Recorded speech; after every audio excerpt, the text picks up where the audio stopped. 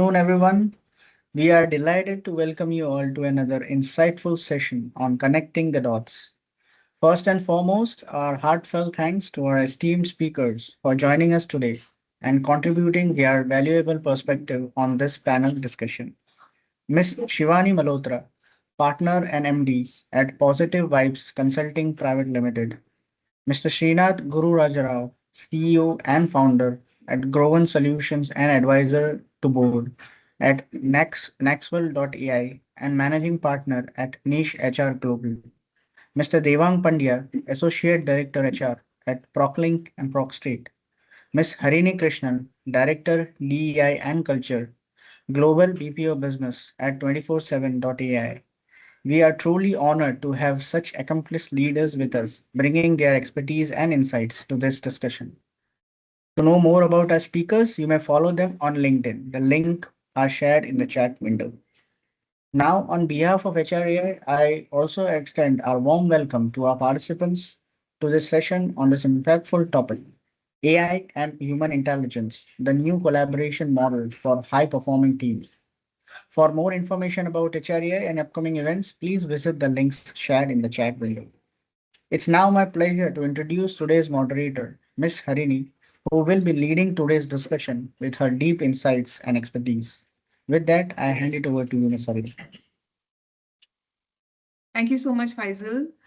Firstly, wish you all a very happy New Year 2026. And it's so nice to see most of you all chose to be here today attending this session than doing anything else. So that itself tells us how much of interest this topic is in people. So thank you so much for being here. And thanks to HRAI Faisal and team for having us, for putting this together, and to all the panel speakers today who are kindly sharing their thoughts with us. Most organizations are experimenting with AI, and far fewer are truly redesigning how humans and AI work together. So, in today's discussion, it's all about moving from AI as a tool to AI as a collaborator and what that means for leadership, for performance, and for competitive advantage. And I'm going to pick some brains with some questions to our esteemed panelists and see what they have to offer. So, Shivani, the first question to you: how does the definition of high performing team change when AI becomes an active collaborator rather than a support tool? Thank you, Harini, and thank you, HRAI. A very happy New Year to all the present members today. Thank you for choosing to join the choosing to spend 1st of January with us over a panel discussion. Very, very happy to be here. And Harini, great question. I think when AI becomes an active collaborator, the definition of a high performing team actually changes from just being efficient in execution to actually being good decision makers. So performance, I would say, is no longer measured by how fast the teams are producing outputs, but by their ability to combine the machine intelligence with the human judgment. And in this context, I would say that high performing teams excel at three things. Number one is framing the right problems that you want to solve through AI. Second, interpreting the AI outputs critically and not just taking it at face value. And finally, translating the insights into action. And I'm sure you all agree that AI, as we all know, is exceptionally, strong at processing data and identifying patterns, but it lacks context. It lacks intent. It does not understand your organization culture and does not understand the real world consequences. So those remain, I would say, distinctly human responsibilities. And if I was to talk about it in our work scenario at Positive Vibes, we use AI as a thinking and research partner, whether it is for structuring leadership programs or coaching conversations or sharpening framework. However, the beauty is that the real value emerges when the human judgment steps in. So, for example, deciding what is relevant to a specific client context, what to discard, what tone to maintain during people conversations, and basically how to convert the insights that AI, gives into practical, doable, realistic, people-centric solutions. So I would say that today's high-performing teams are those where AI accelerates the thinking part, but the humans remain responsible for, the meaning, the prioritization, and accountability of the outcomes. And this, in fact, has been backed by research also. I was reading BCG, has done some study where they actually mentioned that organizations that use AI collaboratively, when I say collaboratively, it means a good blend of human and artificial intelligence. The percentage of improvement in performance is 40%. And if you flip the other side, teams that treated AI just as answer machines or answer engines without applying judgment or human intelligence actually saw a decline in the performance. So we've got numbers to prove that, a blend of artificial and human intelligence is what makes high performance teams. Yeah, that's really well put. I really liked when you said use AI as a thinking partner, because it Yeah. lacks the intent and it can hardly read the culture of the organization. And that's so important to core of any organization, right? So well said. Thank you so much for that, Thank you. Shivani. Srinath, I just want to pick your brains on this. In high performing AI enabled teams, how should work be like deliberately divided between humans and AI? Excellent question. Thank you for HRAI and my fellow panelists for this wonderful opportunity. Happy New Year to all of you for taking your wonderful time out on the first day of the year and joining us. Uh, Great question, Harini. Deliberation and division of AI and human. I don't see it as a distinct, entities anymore. I would, in fact, go ahead and risk calling it humane. HUMAIN. The I got added a long time back, and now we are figuring out how do we segregate them, keeping it distinct and still enable performance much better. Uh, I would use a lot of acronyms today.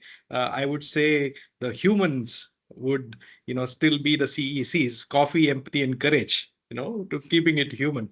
If it needs speed, scale, and zero boredom, just hand it over to AI, right? And anything that is fast, repeatable, pattern heavy, the humans that need to do these work can now be outsourced to AI, right? Anything that requires, as Shivani earlier said, context, judgment, ethics, and imagination. Applying your imagination to make your tool work better is where AI comes into the picture, right? If you own AI, the data ingestion part, pattern detection, forecasting, the first drafts, simulations, anomaly detection, large scale data, analysis can be conducted by AI much more robustly than when a human is in place. However, framing a question, interpreting trade-offs, decision making, the final decisions, whether this is valuable, this adds to my culture, this adds to my organization, that is where the human decision in the loop is very vital. I'll quote a couple of examples where we have been augmenting AI in the sales process.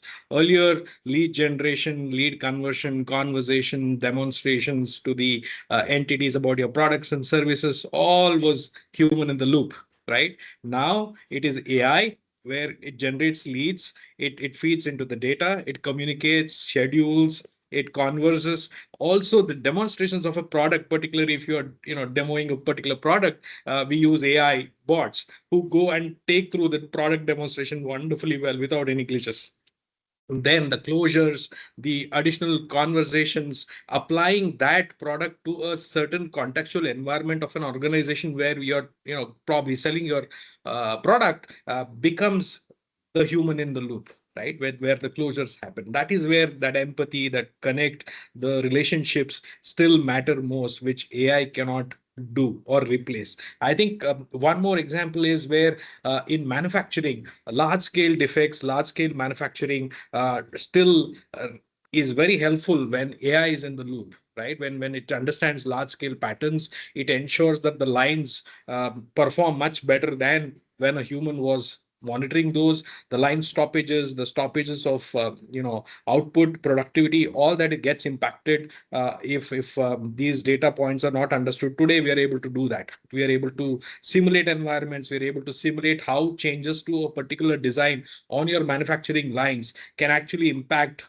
your supply chains, can actually impact your production, what kind of environments to be constructed. So all those simulations can be done on using an AI, but ultimate decision is of a factory manager to come and say, no, here I can still pull through, here I can still use this design to be able to go ahead and build something that is new, irrespective of what history and patterns say. And that is the courage that human in the loop augments. I think divisions are very clear. Anything repeated, bored, anything that requires large pools of data to be analyzed, hand it over to AI, but make it humane, right? Not just human or AI. So humane is the buzzword today for me. Thank you. Thank you, Srinath. I really liked how you put AI in human already. So, and of course, coffee, empathy, and courage. I think it's very beautifully put, hands down, why humans are in the loop and should be in the loop. One thing I want to pick up from you is you spoke about decision making, and that's where I'll invite Devang. To talk about when humans and AI jointly contribute to this decision making, how should the decision authority and escalation and accountability be designed, Devang? Thank you, Harini, for this question. Before I directly jump on the answer, I'll thank HRAI for coming up with such a great topic. If you ask me, reason in 24 and 25, I've answered or rather consoled people saying that don't worry, AI is not eating up your job. Right, because every forum where AI was the topic, people had one question that AI is going to take up my job. So thank you HRAI for actually putting it nicely, wherein a collaborative model where AI and HI jointly or collaborate together. Right. Again, I'll take it up from Shivani what she spoke about. So there is only a minute difference between AI and HI.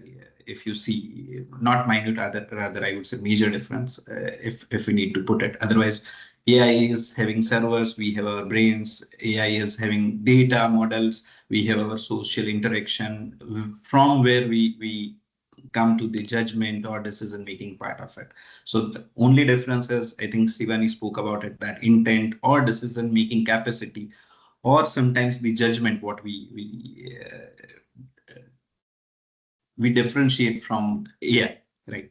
So I'll start with that. I think Harini spoke about three major terms, major words, wherein authority, escalation, and accountability and decision, right? So if you see, AI provides us information, but it is human who take the decision based on it, right? So AI will give you XYZ information, will give you XYZ decisions, but then whether to put it across, whether in what way you need to communicate, what way you need to take it up, where you need to take it up, all that authority human is having. So that human intelligence help always in taking right decision at right time, with right mindset. Rather, you have ample of the data based on the models you have created using AI, but then human brains actually, human intelligence tells you that when to use that, right? So I was referring one study of Gartner which says that AI helps you to improvise your decision quality by 20 to 30%. But they clearly mention that AI supports. AI will not take your 30% decisions, but AI will help you to improve your decision making by 20 to 30%. So if we need to put it this way, wherein the higher the people impact, where we have higher human involvement, right? If you need to impact people more, you need to have the involvement of human more actually, right? And then I think Harini spoke about the accountability, right? So accountability, as I said, I mean, as I already said about it, that AI gives you information, AI gives you that what decision can be taken, but that AI will not take the accountability of it. Human takes that accountability. So AI should make us obviously better decision maker, but not the absent one. I'll quote one example over here. I mean, when we talk about AI to people around us, I mean, I've experienced this when we say, oh, we all are using AI. And when we check that at what extent you are using AI, yes, ChatGPT is helping us to write our emails, not beyond that. Or rather, we have started using right prompt, but then if we get that data, we don't know that with what logic we have received that. So that is where your human intelligence is required, that whatever data you have, whatever models you have generated, but then you know that these models are actually helpful or not, right? So I'll close it over here. Thank you, Devang, for that. So, I know Shivani spoke about which are the human skills that are becoming more critical. You added to it, and Srinath also spoke about certain things, right? So, Srinath, I want to go back to you and ask you what separates organizations that scale AI human collaboration into a repeatable team model from those that still remain stuck in pilots and point solutions. Great question again. So many of us, the pilots fail simply because we all love the aeroplane but don't want the airport, right? Or don't have an airport for that matter, right? The difference is not technology; it's the leadership intent, how you have baked in your workflows with imagining how AI could augment that entire thing into scale and speed and accuracy, right? That is where the intent part comes in and the push. So you typically end up redesigning the roles, relooking at your workflows, how AI could be incorporated. It's not whether should I have, it is how do I have it now, right? So that is the question that leadership needs to be asking today. And with AI, the only thing is that we need to treat it like an infrastructure, not any other thing, right? It's an infrastructure that documents our productivity, our performance, our scale, and ensure that the governance is much more better, more data driven decision making in the loop. Stuck in pilots, yes, we look at some fancy thing and then say, oh, this fits perfectly to my problem currently, but it creates 10 other problems which was not envisioned. So typically you need to look at workflows, end-to-end streams of how an AI could be incorporated today and augmented with enablement. Scaling happens when AI moves from innovation teams to operating rhythm of the business. That business rhythm has to be found with AI. For example, what we did sometime back at Niche, which I'm part of, we were a global recruitment firm. We wanted to augment the skill of enabling leadership hiring with AI. How do I do that? We went about looking at different methods, different streams that are today. Everybody told us that you can't use AI to hire leaders. Please, leaders are much more on the upper echelons of the ladder, and AI would not simply answer. But what we did was we built a tool ourselves without knowing the codes. Today it is possible too. I'm just opening up the thought process of the participants.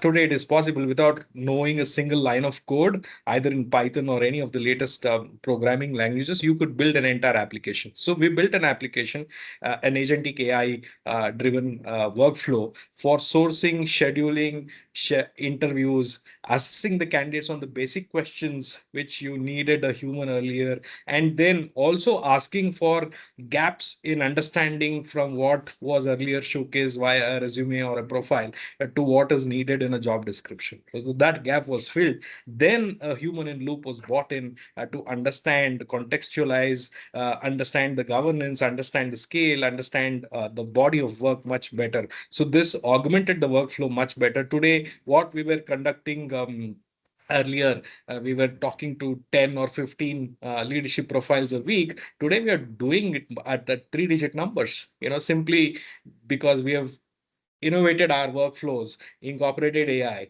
and ensured that a leader would not mind a scheduling agent coming and saying, please give me your time, right? He wouldn't mind. So that is how we have incorporated. I think this has helped us augment and build an entire application. Also, the factor is we have cut down our cost by more than 60% in terms of what platforms we were using earlier to what AI is able to help us build ourselves. So that's another added advantage. Yeah, that's really nice. When you said, how do I do it rather than should I have it or not, right? So Right. using Yeah. AI as a collaborator and Yes. treating it more like an infrastructure piece, right? True. So I think that's really powerful. And to see that the kind of models that you've developed and it's working out well for you, it's really inspiring. I hope many of us are able to use best of these things Yeah, to I make our was, process yeah. efficient. So I was also got a, beautiful digital card saying you wrote 77,000 lines of code. I said, wow, I didn't know that. Okay. So I put it on my WhatsApp status and said, you know what, this is my bragging right this time. Oh, wow, that's cool. Sure. Thank you. Thank you, Srinath, for that. Thanks. Shivani, just picking on this, from a leadership viewpoint, where has AI enabled collaboration and most improved customer experience?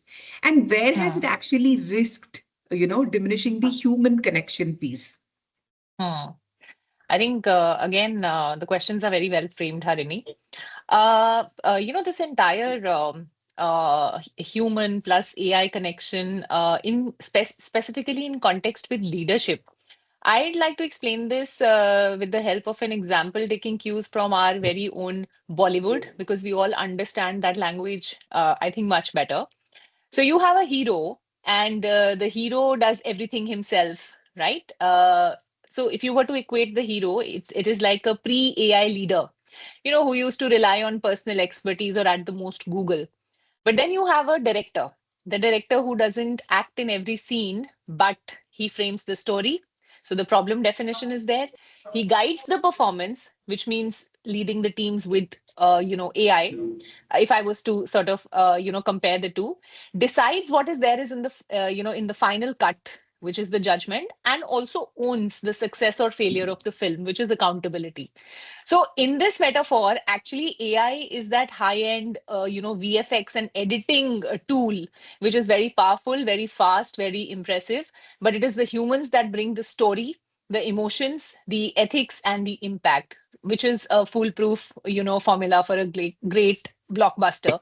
So just wanted to give this example because you see, high performers today are not those people who can outperform AI, but those who are able to actually orchestrate it well, use it as an enabler.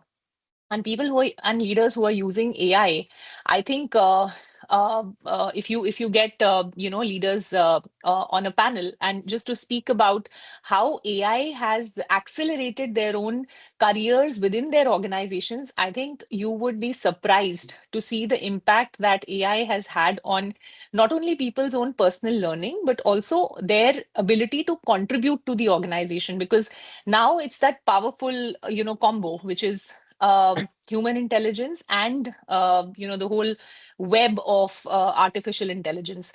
And specifically speaking, you spoke about customer experience. Now, organizations like Amazon, they've 35% of their total sales actually shows the the scale of impact of AI, because they've been able to increase the customer sorry, they've been able to reduce the customer complaint tat time, which is the turnaround time, by using AI tools.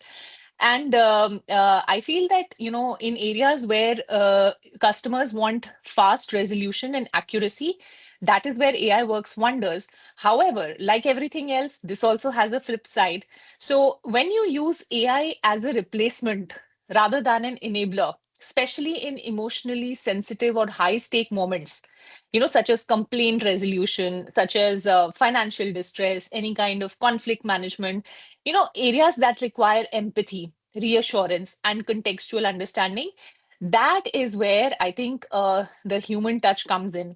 I'm sure a lot of us agree with this, that whenever we have a problem, we go to the customer care with anything. We go to the customer care, let's say if it is in Airtel or whatever service provider we use. After some point in time, we start getting irritated by the chatbot, right? We want to speak to a human. I don't know. I at least want to do it. After some time, I want to dial that 9 and speak to a customer care executive, because the emotions, the, like I said, the humane, and Srinath very beautifully put the AI into it. I think that is extremely important for a customer to experience. You know, that empathy, that I do understand. I'm sorry for the problem that you're facing. I do understand. Let me go back and resolve it for you. So ultimately, AI improves the customer experience when it removes effort, but it diminishes trust when it removes humanity. So high performing, again, organizations, I would say, are those which are using AI to create more time and space for meaningful human interaction and not to just eliminate it. It was so beautifully answered, Shivani. I mean, it resonated with me so much. And it's so true because, you know, when you talk about high stress moments, you know, when you're emotionally, talking to a customer service executive, and when you listen to another human being's voice saying that I understand you, I'm sorry this happened, it's totally different from what an AI or a chatbot can do, you know, and even exactly if it were to use the same language as is, right? So, I think the differentiator here is the care part or the empathy part, which only, Yeah. you know, objects, so to say, with blood and flesh and brains will be able Yes. to, and heart, right? So, yeah, Yes. thank you. Thank you so much for so beautifully putting that.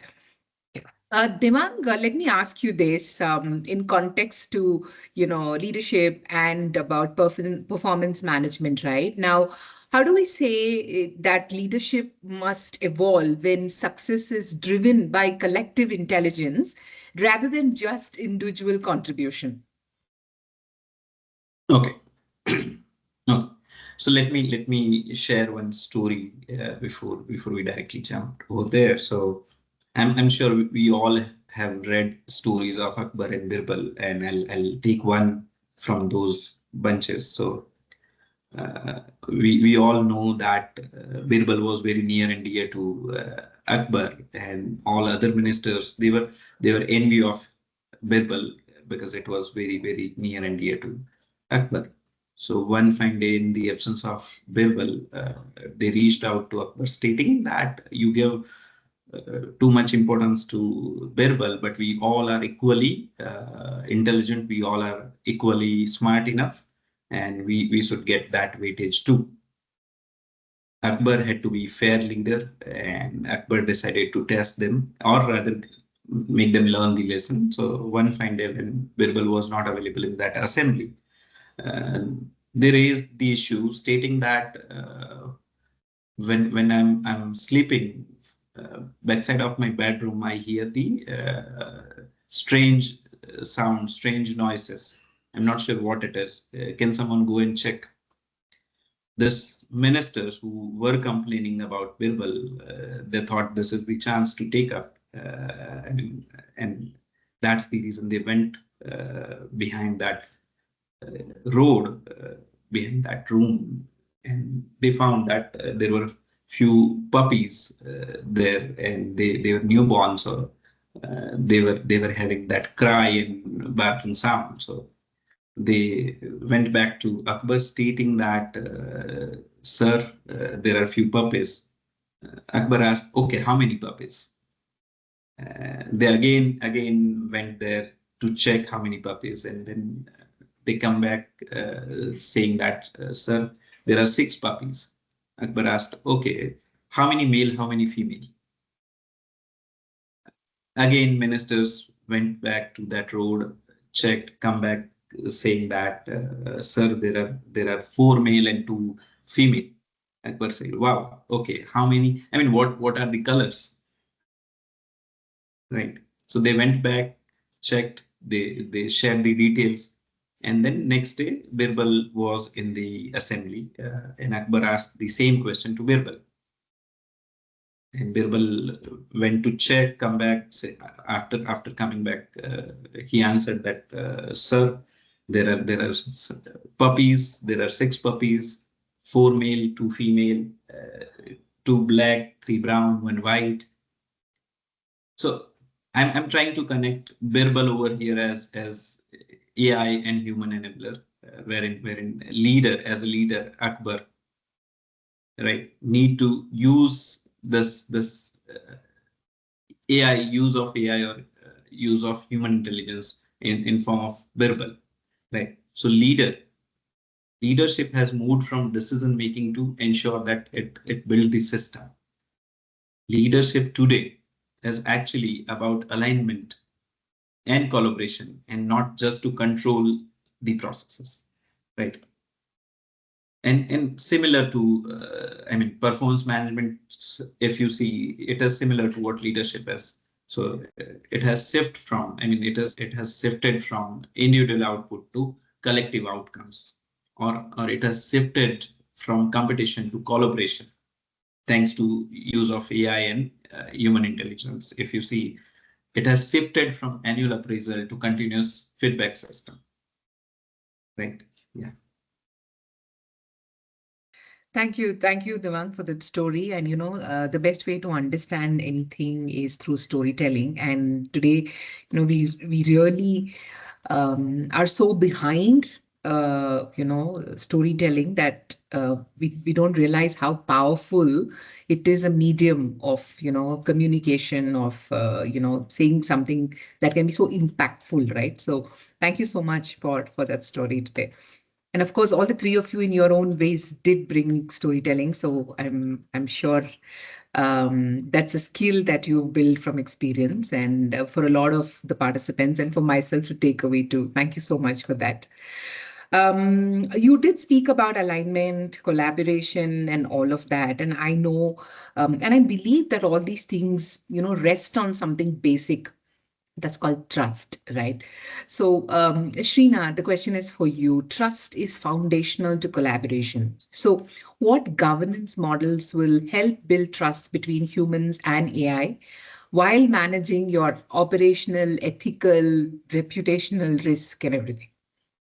I think trust is built when a system that you use is explainable, auditable, accountable, and overridable, right? It is just an option that comes to you, not as an enforceable law which you cannot change or amend, right? That is where the system's beauty lies in. The fastest way to lose the trust is the model told me so, and hence I am doing X, Y, Z, right? The best way to do is this is an option which is much better than the options that we presented earlier. This is what enhances my business, my value in terms of the work that we want to do. Can you consider this or reconsider this? Probably that is a better way of presenting and adding value and building trust. Second, governing these humane activities now with a AI is where a human in the loop is always present. The design or the workflow that you design needs to incorporate the human in the loop where, when, how, right? And not only selections of choices or options that are presented, but also the rejections needs to be validated at certain aspects, because value erosion could be at either of the places, right? You could experience a revenue loss because you did not choose a certain option, or you chose a much lower or much better option. Two, clear accountability. How do you establish trust in terms of accountable, auditable trails? Third, transparency in your logic. Confidence scores in the AI missions. If something is being forecasted, predicted, designed for a future, what is the levels of confidence that this system has as compared to the others where it comes from experience, where it comes from the actual ground of work or the body of work that is suggesting so. Fourth, right to challenge and override AI, right? Wherever AI is presented as an option, as a decision making tool, the leadership needs to go back and challenge the notions that are presented there. That is where the beauty of the decision gets impacted more positively, governance is intact, and you go back and are able to change, if at all, or add more to the decisions that you're taking. I think that is the clear goal ahead in terms of running these systems over a period of time. I also see that in the next few years, systems and workflows will get more autonomous rather than less, right? All the systems or the workflows. So wherever they are eating away into the mundane, repeatable, scalable work, human in the loop is very important to be able to contextualize better that, augment it, and audit the decision making tool. And we could beautifully change the world around us to impact positively, create higher value for stakeholders, your people, your talent, all of that.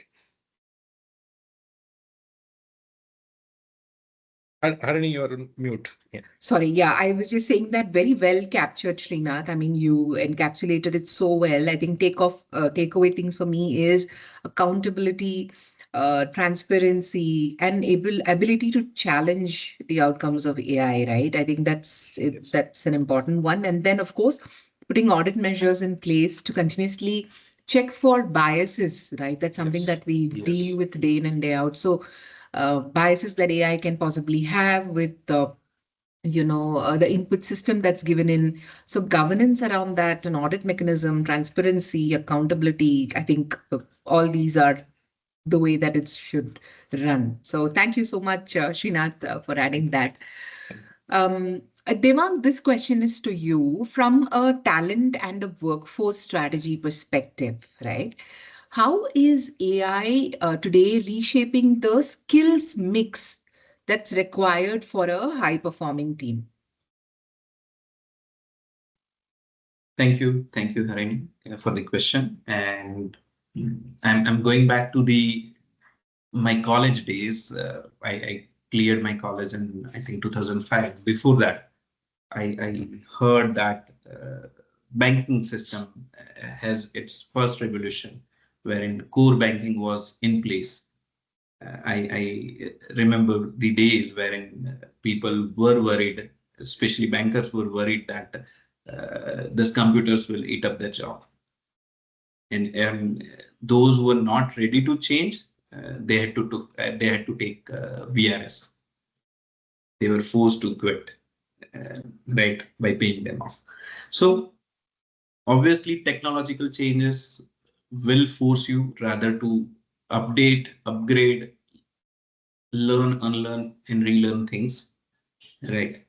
And if you see, I mean, earlier we used to hire people mainly for their execution skills and those who can work well, those who can follow well, rather, right? But if you see, thanks to this technological advancement, starting from computerization to AI revolution, if you see, now we are focusing obviously on functional skills, but addition to that, we need to focus more on their judgments, more on their learning abilities, more on how collaborative they are, and obviously the one which is their comfort to the technology, right? So AI is actually reshaping the entire skill matrix, skill mix. In fact, if you see that, from who can do the task, instead of that, who can think, learn, collaborate, involve, and complete that, right?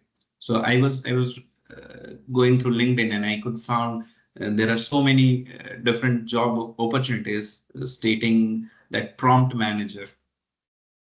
So the person who is excellent, excellent in generating prompt for AI tools, right? In fact, one of the company stated that .NET plus AI skills they were looking for. So such changes are actually in place, and role of HR is now more, I would say, important in ensuring that they are hiring people who are not just excellent with technology, but they know. I mean, they are good at judgment or cognitive skills, I would say, and the learning abilities. That if they are good with their learning curves, right? Yeah. I think that's a very important question. I just wanted to add a couple of things Yes. here, which is stuck my mind. Is in earlier days we used to say we worked with X, Y, Z, and he was the guru. He taught me so much, or he or she taught us so much in terms of work. Today, while drafting a simple communication, you could still invoke O&M. You could invoke a BCG. You could invoke a in terms of thinking and say think like them, or even a Michelangelo. I tried these, weird combinations, and it does its job. So and then you contextualize, bring in your element, and do the job. So I think the power that has been created, if it is used, in a proper manner with enough and better frameworks, we could still do wonders at our jobs. Yeah.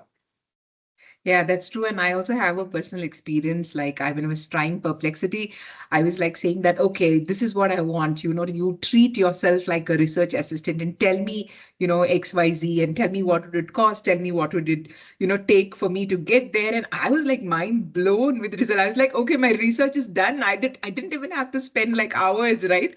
It was just there. The report was in front of me, and I exactly knew what I wanted to do and what it takes for me to get there. Like my decision making was so quick. And it was aided by so much of information that I wanted. You just need to tell it exactly what you want. What are you thinking? Just put it right there. And like Devang said, you be a awesome prompt manager and it'll exactly tell you what you're looking for, right? So, Right.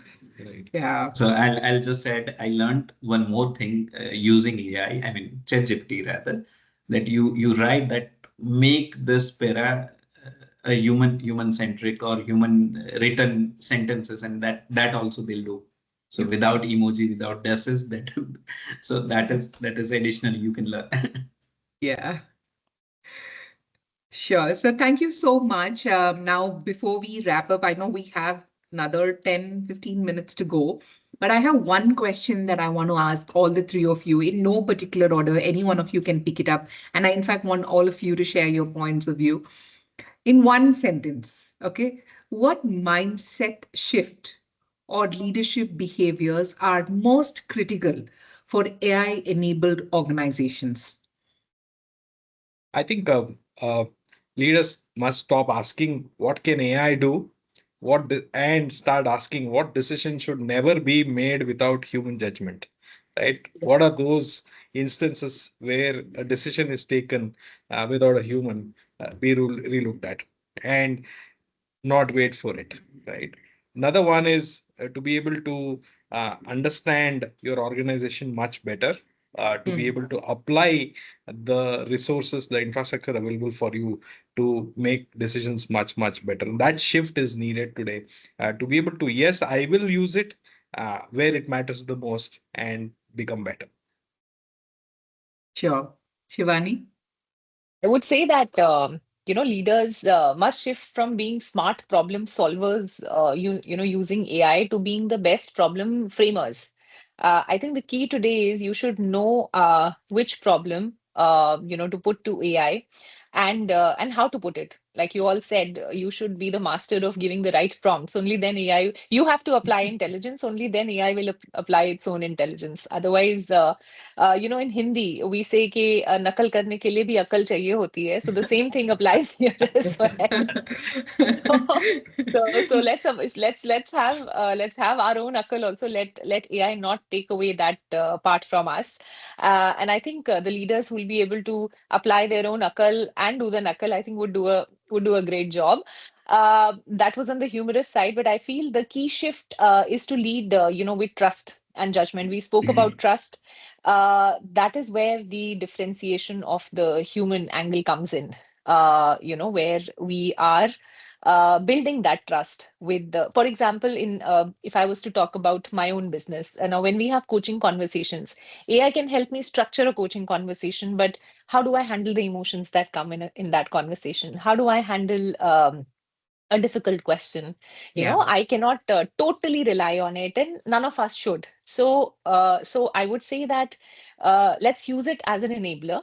Let's use it as something, as a we all, in the olden times used to have secretaries for us. So I would say that the AI is more like a secretary, making my life easier, making it faster.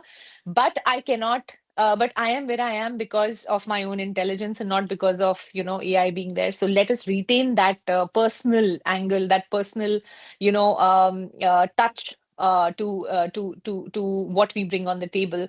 And I would say the most critical mindset is continuous learning. So treating AI as a partner that evolves, not a tool that just gets implemented. So in a nutshell, use AI for speed, but lead with responsibility. Beautiful, Shivani. I'm like floored with all your responses. Thank you. Thank you so Thank you so much. Devang. Yes. So, I mean, for me, we need to shift from control to care, Yeah. wherein I think Sivani talked about creating trust, learning, and inclusion. I'll keep it one liner. Thank you. Thank you so much. That was well put. I think we do have some questions from the audience, and I would like to share this, and perhaps one of us can pick it up. So the first question is from Mahi Khatri. How should organizations design? I think Srinath has already answered that Oh, question in the chat okay. box. I'm Okay. sorry. I'm sorry. Go Okay. ahead. Go ahead. I think we have That's okay. diverse, views here, so we Yeah, should yeah. go Okay, I'm ahead. I'm still going to go ahead and ask this question. How Sure. should organizations design onboarding and team integration when new members must learn to collaborate with both humans and AI from day one?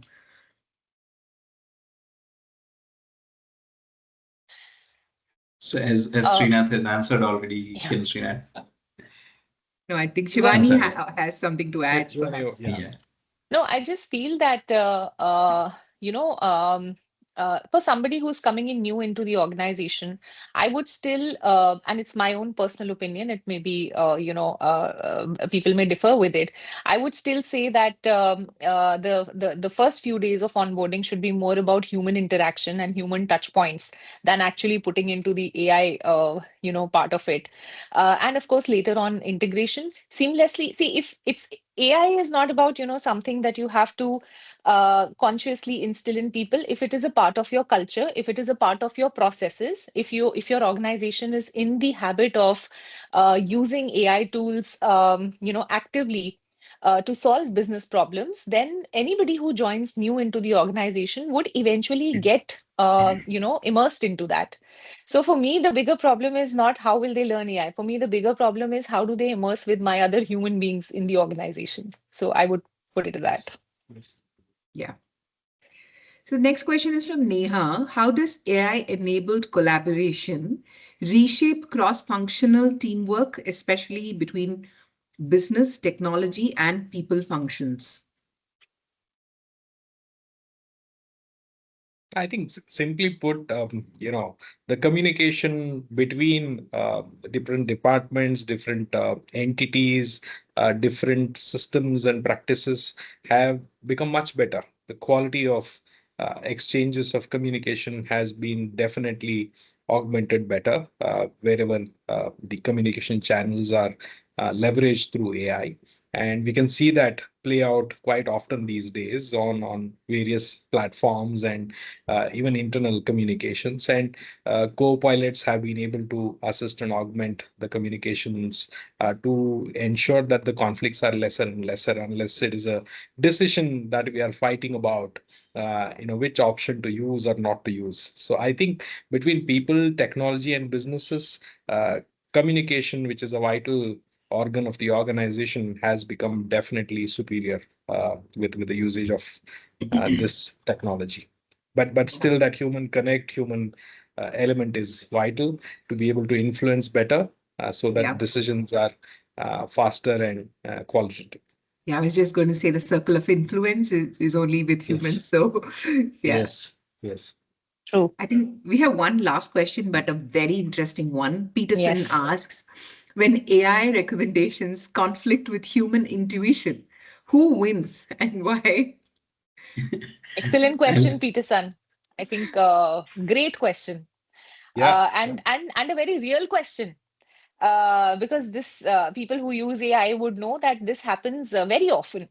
So ChatGPT may be telling me something, but I know that this may not work. This is like gyan. This is like, this is something that looks, hears good, looks nice when you look at it, but ye chalega nahi. And I think that is where the importance of human intelligence and intuition comes into picture.